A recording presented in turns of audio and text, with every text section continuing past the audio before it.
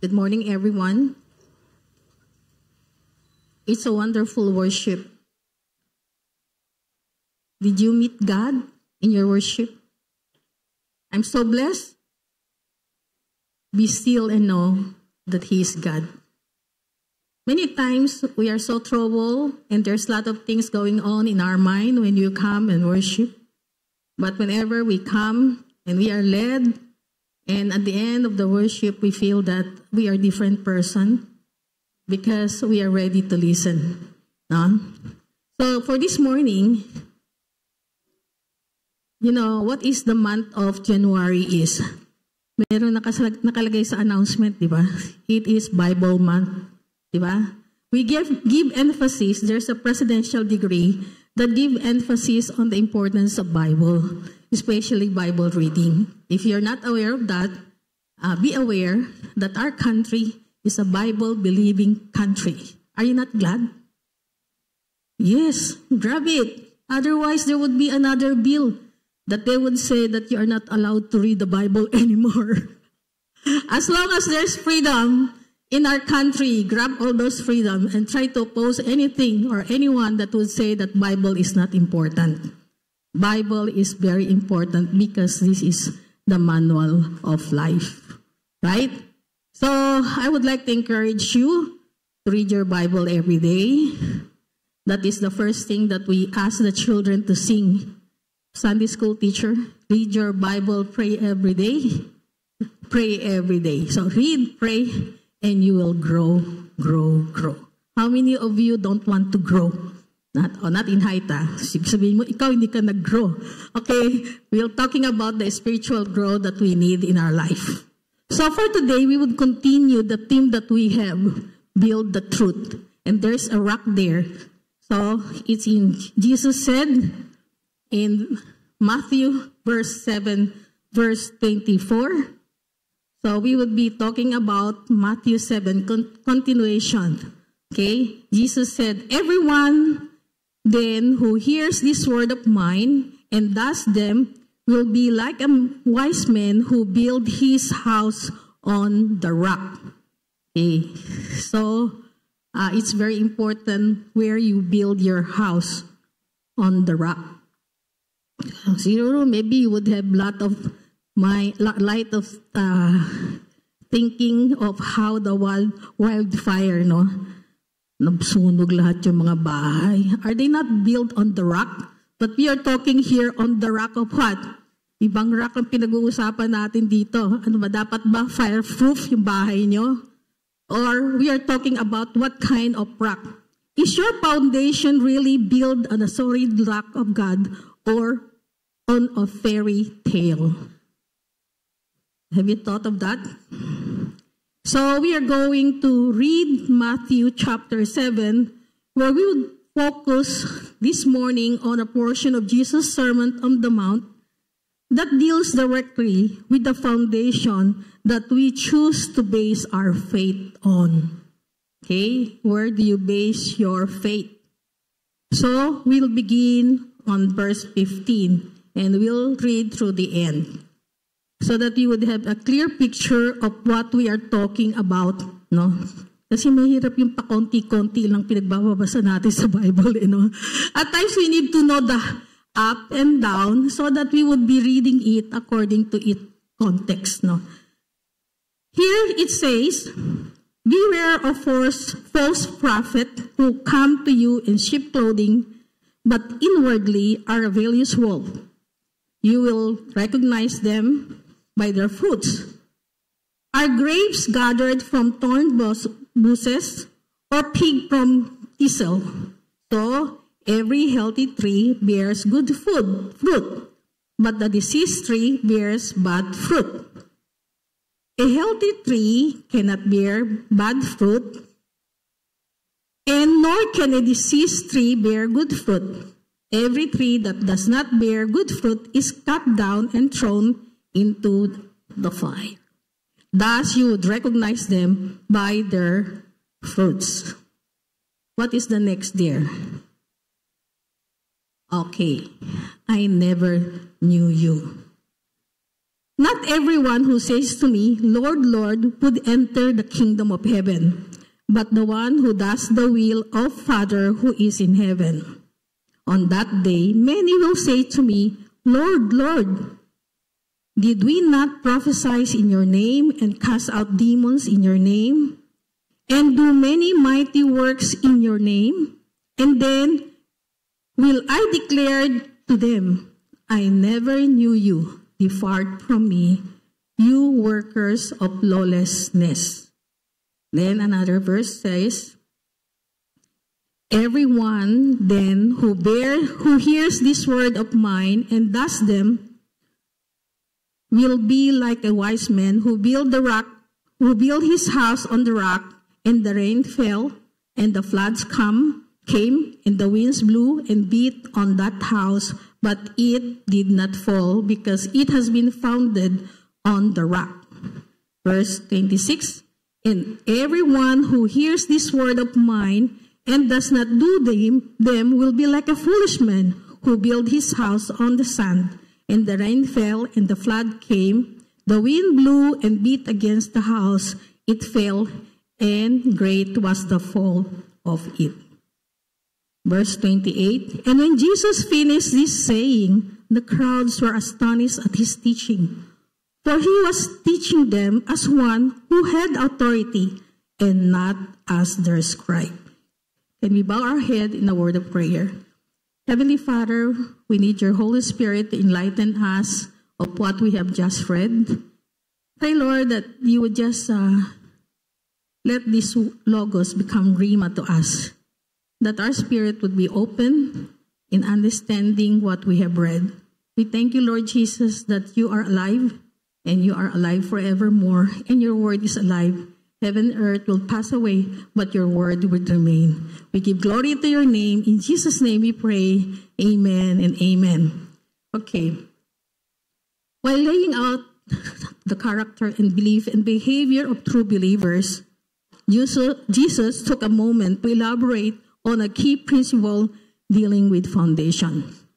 We have talked about of what a believer should behave, and afterward, he go and elaborate the key principle which deal with the foundation. What is that? Okay, a person can demonstrate many of the attributes that Christ talked about in the Sermon on the Mount, and yet never really knew him. They know, but they don't know God. Have you had that experience, of someone who knows many things about the Bible and yet don't have personal relationship with God? Okay, since we grew up, many of us have grew up in the church. You have memorized many verses in the Bible, but do we have a personal relationship with God? Do the Logos become Rhema to you? Because some of the people say, I know that already, I don't want to go to discipleship. I've been doing that. I've been listening to that. I know. But do we do it? Do we apply it in our lives? Okay, remember, there's a warning. So I don't want you to tell me that, who are you to say that? But remember, there is a warning. And it's God who said, I never knew you. Right? Not everyone who says to me, Lord, Lord, will enter the kingdom of heaven, but the one who does the will of the Father who is in heaven. Okay, the question is, on that day, many will say to me, Lord, Lord, did we not prophesy in your name? Did we not cast out demons in your name? Did we not do many mighty work in your name? And then will I declare to you, I never knew you. Depart from me, you workers of lawlessness. At times it's only God who would know what is inside our heart. We might doing lot of good work, lot of good things, charitable work, and yet the Lord knows our heart. Do we belong to Him? I never knew you. It's very sad. Okay? So, He tells them that it it matters what is the base of your faith and action as to whether or not you are truly one of His own. It really matters. Building a house on a wrong foundation will ultimately result in a broken house. So I know many of you would say, lagi naman siya nag-church. Bakit ganyan? Why is his life is in a mess? So I could not answer for you, but the Bible says that maybe that person has built his house in a wrong foundation, and therefore there is a broken house. Okay?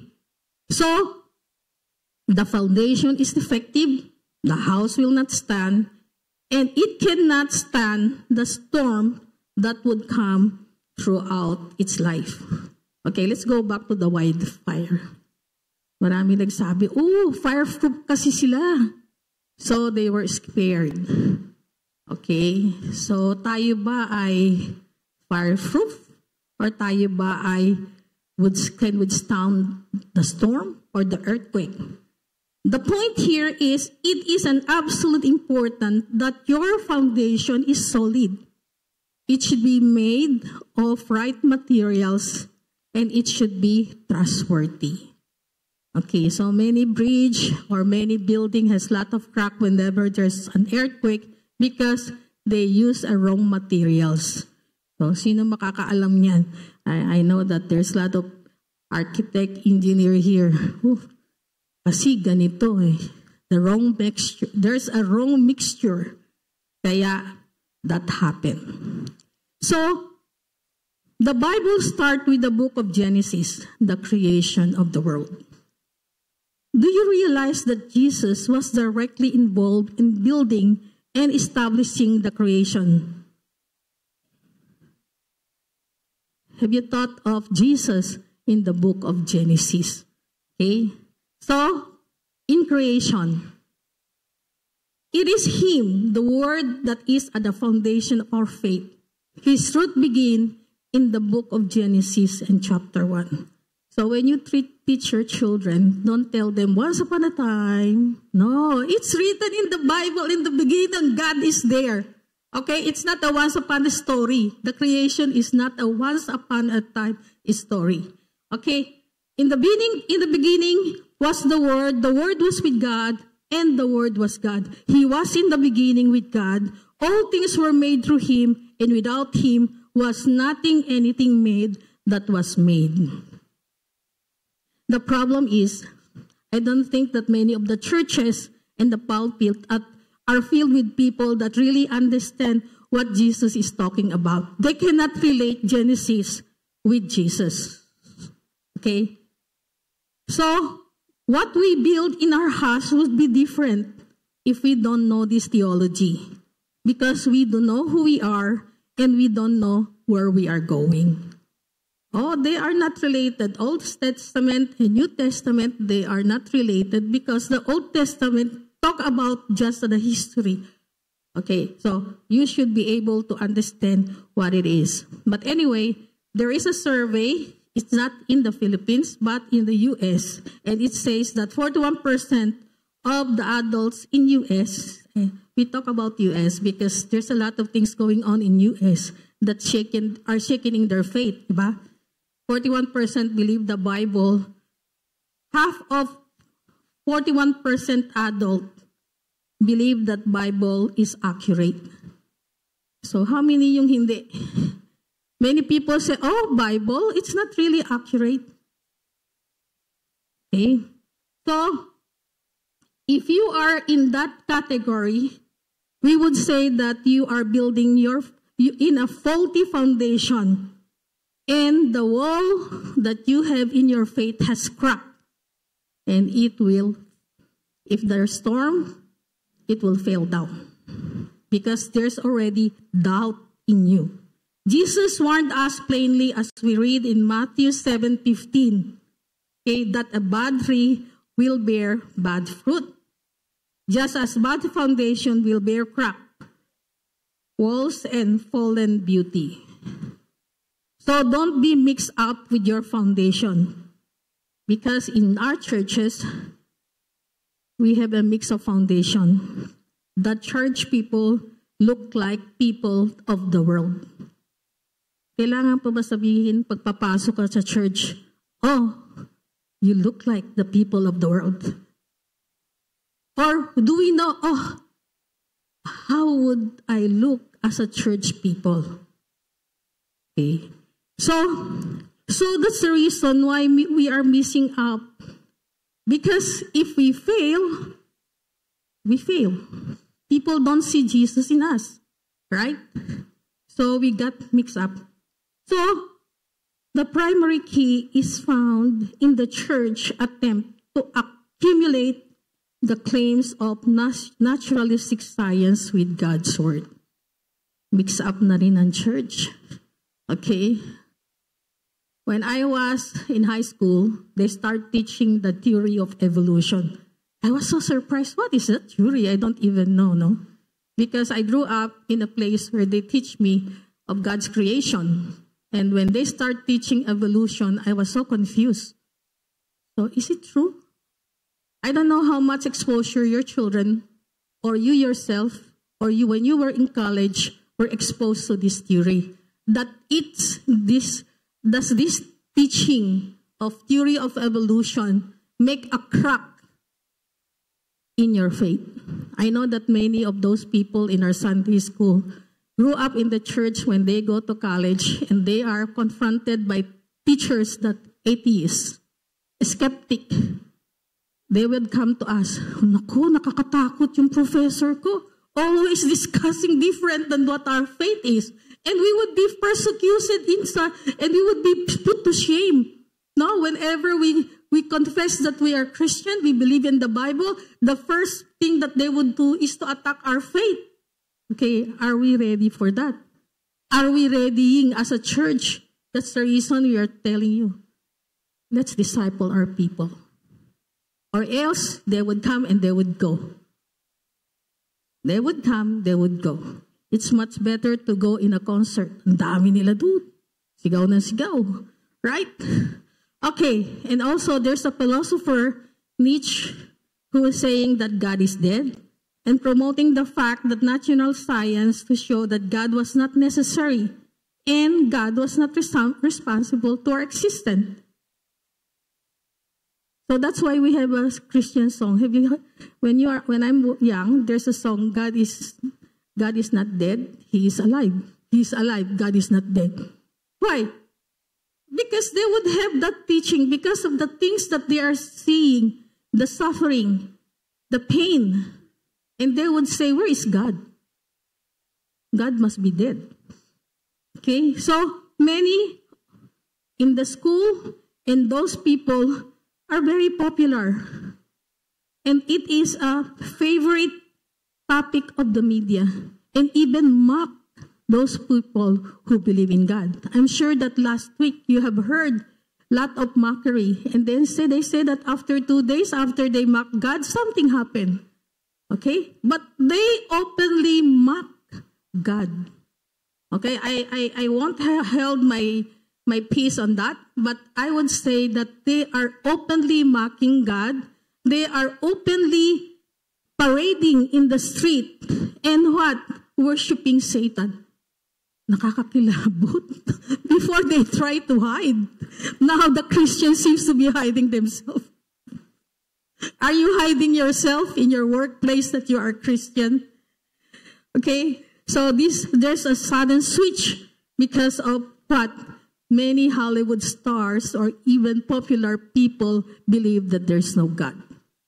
And they are so influential and many people are being deceived. So Satan said to the woman, did God actually say that? You shall not eat of any tree in the garden. Did God really say that? Nowadays, the church has fallen into the same trap of the past decade. Does God really exist?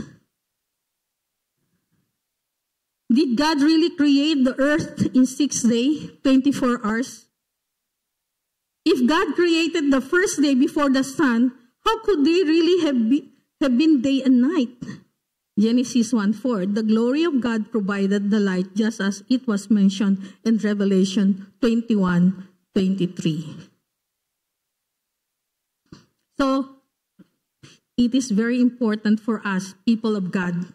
We need to trust our Bible 100%, not only 50%, not only 60%, not only 90%, 100%. You should believe on the Word of God. In the beginning, God.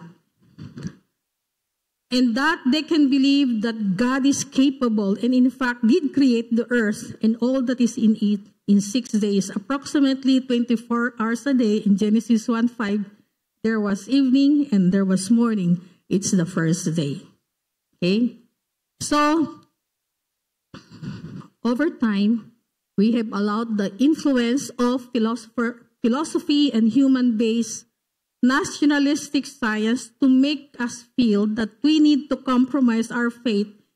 And at times, we feel that we are ignorant and we are not intelligent or not smart. Did we ever compromise because we would be laughed off and we would be mocked? O sige, panalo ka na. Right? Anyway, as early as 1960s, the great creation scientists were presenting trustworthy theories of creation and related proof, refuting the trustworthiness of Darwin's evolution. So since 1960s, we become awakened. We have to refute what they are saying. Now, before, we don't take it, no? Abayaan mo sila. But now, we are doing something to refute it. Okay? And praise the Lord today, the Darwin evolution has failed to prove the evolution because they failed to show a true transition of form from one species of life to another. Wala namang monkey or ape na naging tao. Right? So, sino ang tama? Diba? They really fail to prove what they are trying for.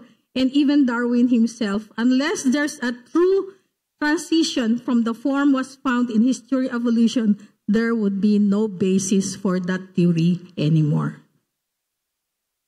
So if somebody would be teaching you that, to say, shame on you, there's already an answer. No? It's not true. Number 2, God's word is inerrant. Genesis 6, verses 19 to 20. And everything, living things of all flesh, you shall bring 2 of every sort, kinds and species, into the ark, to keep them alive with you. They shall be male and female, of the birds according to their kinds, of the animal according to their kinds, of every creeping things of the ground according to its kind. 2 of every sort shall come into you, and keep them alive. Science, in its most honest sense, is really just observing and documenting and trying to draw conclusion as to why and how they happen and exist. The problem is not much of naturalistic science. The problem is not the method. The problem is the preposition involved in its foundation. Now, if you trust the Bible and believe that God's word is inspired, you will find yourself trying to understand where you are and how things work based on the belief that in the beginning, God created everything and that He did so as the Bible says, not as an allegory, but as a factual account. So we have a lot of anthropology findings. Totoo ba yung Noah's Ark? Totoo ba yung mga species na yon? So we try to prove it according to that perspective. If you're a Christian, you try wanting to find out the factual basis of our faith, not to deny. Okay? So, whenever you would see that kind of articles, read it, because that would strengthen your faith. God's word has the potential to take its righteous place, particularly in our church, or of being understood and known as inspired, inerrant word of God. As Paul says, all scripture is breathed out by God, profitable for teaching, for reproof, for correction, and training in righteousness, that men of God may be competent. This is the manual of life. I know that we have digital right now. How often do we read the Bible? How often do we read it? It will determine whether that's play an important part in our life. Mukhang wala na tayong Bible dyan sa atin. Mukhang sira-sira na rin yung Bible natin. Please don't let the children play on it. No? Whenever you have children, do not play. Even if we know that we have a digital Bible already, make it as important book in your house. Okay? So that they would understand that this is really important to us. Okay? And please, the first part of the Bible is not allegory. It's not make-up story. Because how would you know that the rest is true if you don't believe on the first chapter or the first book of the Bible? Number 2, how do we relate Jesus, the Creator and Savior? The whole foundation that is in the book of Genesis, every doctrine that the church hold true has its truth in Genesis 1. So it's very important. So I would not, recently we had a lot of issues, right? Same-sex marriage. Lahat yun nasa Genesis yan di ba? Allowed ba yan? Okay? And some of the issue, when I'm trying to recall everything in some country, the children, the gender of the children are not decided not until they reach a certain age. So, pag ipinanganak, hindi pwede ilagay ng nurse kung anong gender because it would be decided by the kids when they grow up. Di ba? Silly. Okay, so there's a lot of things in the Genesis. LGBT society, LGBT plus, whatever it is, no? There's a lot of things that is in Genesis. To read the book of Genesis, we don't have enough time. If we have a lot of good Bible scholar, theologian here, can you open a class for the book of Genesis so that our people would go and sit down and listen? Okay? Those people who are good in that, please make a class so that the parents would be informed that they have a right. And then another thing that happened right now is the comprehensive sex education that is being passed in the Senate. I'm going to send it to you. Okay? So please, upgrade yourself with the book of Genesis ourselves so that we know even if the Senate would pass a bill that is opposing our belief, you can sign a petition to oppose it. I don't want you to go rallying outside, but you can sign a petition that we don't want our children to be taught as early as that, teaching. You have to teach something that is abstaining, purity, and self-control. Instead of teaching them prevention, right?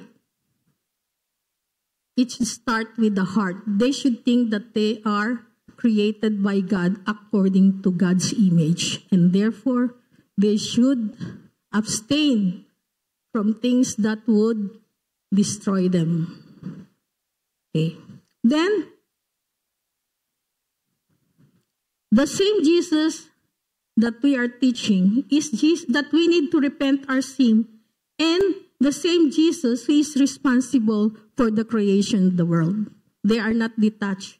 No? He was in the beginning, and since he is the only eyewitness to the event, I believe in him to be the only trustworthy source of what I believe about the creation. Ultimately, the foundation is not only of our faith, but all that is and ever was is found in the person of Jesus.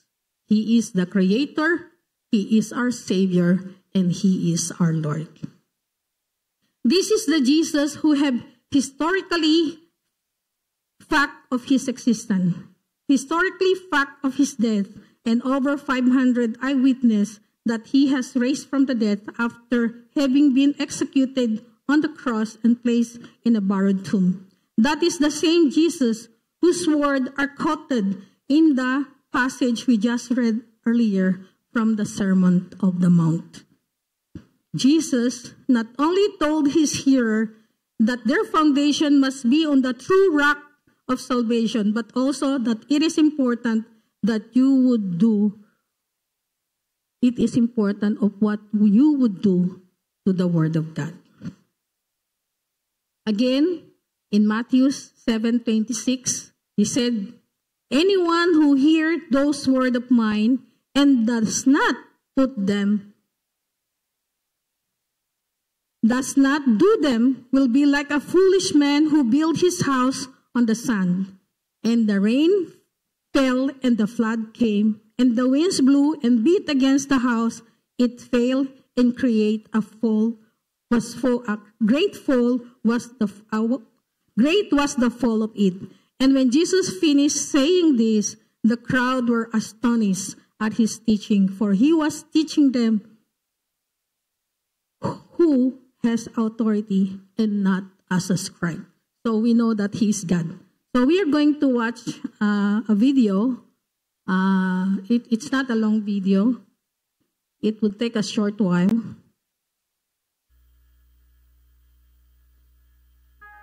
This is Spoken Gospel. We're dedicated to seeing Jesus in all of Scripture. In each episode, we see what's happening in a biblical text and how it sheds light on Jesus and His gospel. Let's jump in. The opening chapters of Genesis talk about the creation of the world. But what they show us is how God is different from all the other gods of the ancient world. Because the Jewish people weren't the only ones with a story about how the world was made. And one of the things that Genesis 1 and 2 is trying to do is set the one true God of the Bible apart from all the other false gods of pagan religions. You see, in other cultures' creation accounts, the gods do terrible, immoral things that cause the universe to be created almost by accident. The one true God of the Bible, however, creates the world on purpose out of His purity and simply by speaking His word. In pagan religions, different gods were over the sky and the sea and the land. The one true God of the Bible, however, is the maker of all of these. In pagan religions, humans are the result of the gods' accidental actions. But the one true God of the Bible creates humans intentionally and makes them in His own image. Other creation myths from this time often portray women as less than men, or even as curses to men. But the God in Genesis creates both man and woman in His image. In fact, the only time God says something is not good in these first two chapters is when He says that it is not good for man to be without woman. Also, unlike the pagan gods who want nothing to do with humans, the one true God tells the first humans why they exist. You see, their purpose is to multiply and fill the earth. By doing so, they would take God's image that was in them and cover the whole world with His presence. All the while, they would be enjoying God's provision and presence in the garden. Finally, unlike the pagan gods of this age, who were always causing more trouble with their never-ending evil work, the one true God of the Bible rests after He has finished creating, because all His work is done. The opening of the Bible gives us a picture of the world and of a God unlike anything else that man-made religions could come up with. Remarkably, the New Testament takes it one step further. It tells us that everything we read about in Genesis was actually created by what it calls the Word of God, who became flesh in the person of Jesus. You see, the God who made humans in His own image is the God who came in the image of humans. God coming to us in flesh and blood is ultimately what separates Christianity from every other religion in the world. You see, in every other religion, we are separated from God or the gods or the spiritual realm, and we must perform a certain set of rituals or good deeds in order to get to them. But in Genesis 1, we see that our God is different. He who made everything not only makes us in his image, but he makes himself into ours. He comes to us and fulfills the purpose that he gave to Adam and Eve so that we can return to the garden and be in God's presence. By doing so, God offers us the rest he experienced on the seventh day of creation because all our work is complete in Jesus. I pray that the Holy Spirit would show you a God who is different from anything else in the universe, and that you would see Jesus as the Word who spoke all things into existence, who also became like us so he might bring us into God's presence and fill the earth with his image. I would like to conclude. I hope that you would realize that you are living in a very exciting time. We are living in a very exciting time because we have freedom in our country to preach the truth. And we are getting our message out in many ways. Bring your friend to the church. If they need enlightenment, bring them to the church. Because the truth of the Word of God changed life. And Christ is still enthroned, and we are getting a momentum. All of us have been praying for the revival of ourselves, revival of our church, and revival of our nation. Don't stop now. I'm discouraged. Don't stop. I believe we are just beginning to feel the birth pang of a revival in our land. Of course, there's still sickness, sadness, and pain. We still live in a fallen flesh, but the promise of heaven is growing ever sweeter, and God's grace continue to shower those who look to him and trust him. Again, in the beginning was Christ, through whom and for whom everything that was made has been made. My question to all of us, what have you based your foundation on? If you found your foundation cracked this morning, will you do what is necessary to fix it? If you are not bold enough to share your faith to your family, magagalit sila if I share? If you are hesitant in doing that, please, don't let the sun go down without making them realize that they need God in their life. Let us pray. Heavenly Father, we thank you and praise you. Forgive us if we allowed doubt to creep in our heart, and we allowed confusion, and we don't put our position in something because we are afraid that we will not be accepted in our family, in our friend, in our company. Forgive us. Because we see that also at times, if we don't see miracles, if we see pain all around us, we become coward in declaring our faith. Lord, now more than ever, we believe that you are the Son of God. You are the same today and forever. You are our Creator. You are our Savior and our Lord. Lord, your word and promise are true. Heaven and earth will pass away, but your word will remain. Lord, you are the rock of our salvation. Our foundation stands on the rock, which is our Lord Jesus Christ. For the foundation of our faith is in you alone. We thank you, we praise you. Be with our people as they face challenges in declaring their faith openly to all people, not only to their family, friends, but to the people of the world. We give you praise and thanks. In Jesus' name we pray. Amen and amen.